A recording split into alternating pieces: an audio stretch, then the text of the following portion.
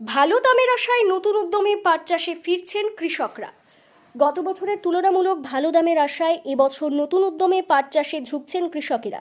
একসময় বাংলার সোনালী আঁশ নামে পরিচিত পাট ছিল দেশের অন্যতম প্রধান অর্থকরী ফসল। পশ্চিমবঙ্গের মুর্শিদাবাদ, নদিয়া, উত্তর চব্বিশ পরগনা, হুগলি, হাওড়া ও পূর্ব বর্ধমান জেলায় এখনও ব্যাপক পরিমাণে পাট চাষ হয়। তবে দীর্ঘদিন ধরে ন্যায্য দাম না পাওয়ায় ধীরে ধীরেই চাষের প্রতি আগ্রহ হারাতে বসেছিলেন বহু কৃষক। থাকে না, কিন্তু গত বছরই সবচেয়ে বেশি দাম হয়েছিল। তো কি মনে হচ্ছে এবছর পাট চাষ করছেন, কেমন আশা দেখছেন? যদি আল্লাহ দেয় ভালো তাহলে ভালো হবে। আমাদের তো আশা আছে দাম পাবো, এরকম আশা। গতবার 7,000 থেকে শুরু করি 13,000 পর্যন্ত বেচেছি।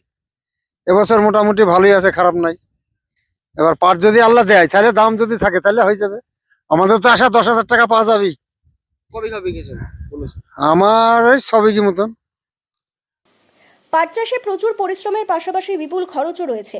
বীজ, সার, কীটনাশক, শ্রমিক খরচ থেকে শুরু করে পাট কাটার পর জাগ দেওয়া ও আঁশ ছাড়ানোর মতো প্রতিটি ধাপেই প্রয়োজন হয় সময় ও অর্থের।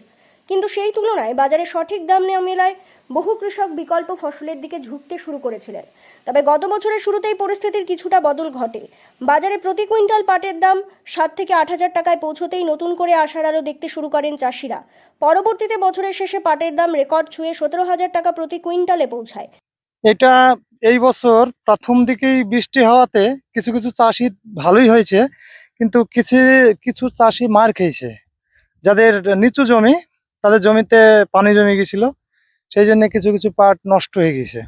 আবার কিছু কিছু জমি যাদের অনেক সেচ লাগতো, তাদের সেচ কম লাগছে, ডিজেল খরচ কম হচ্ছে, পানি কম লাগছে, বা তাতে ব্যয় একটু কম হচ্ছে।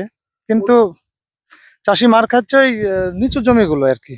অন্যান্য বছর পাটের দাম থাকে না, ফলে বেশিরভাগ চাষিরা এই চাষ ছেড়ে ভিন রাজ্যে পাড়ি দিত। কিন্তু গত বছর যে পাটের দাম ভালো হওয়াতে কি এবার কি মানুষ উৎসাহর সঙ্গে পাট বুনছে মনে হচ্ছে? এইবার চাষিরা একটু উৎসাহের সঙ্গে পাট বুনছে, কিন্তু জানি না যে চাষিরা ন্যায্য মূল্য পাবে কিনা। তার মানে এইবার যে পাটের আকাশ ছোঁয়া বাজার, কিন্তু চাষিরা খুব কমই পেয়েছে। 100% চাষির মধ্যে হয়তো খুব জোর 30% বা 20% চাষি। যদিও কৃষকদের একাংশের অভিযোগ, সেই সর্বোচ্চ দামের প্রকৃত সুবিধা অধিকাংশ ক্ষেত্রেই পেয়েছেন ব্যবসায়ীরা। কারণ অনেক চাষি বাধ্য হয়ে মৌসুমের শুরুতেই কম দামে পাট বিক্রি করে দেন। তবু আশাবাদী কৃষক সমাজ। তাদের বক্তব্য, কৃষকের জীবনই আশার উপর নির্ভরশীল। এক ফসল বিক্রি করে আবার নতুন স্বপ্ন নিয়ে নতুন ফসলের চাষ শুরু করেন তারা। তাই গত বছরের ভালো দামের অভিজ্ঞতা এবছর পাট চাষে নতুন উৎসাহ যোগাচ্ছে। আবহাওয়া অনুকূলে থাকলে এবং সরকারিভাবে ন্যায্য মূল্য নিশ্চিত করা গেলে আগামী দিনে পাট চাষ আরও লাভজনক হয়ে উঠবে বলেই আশা কৃষকদের।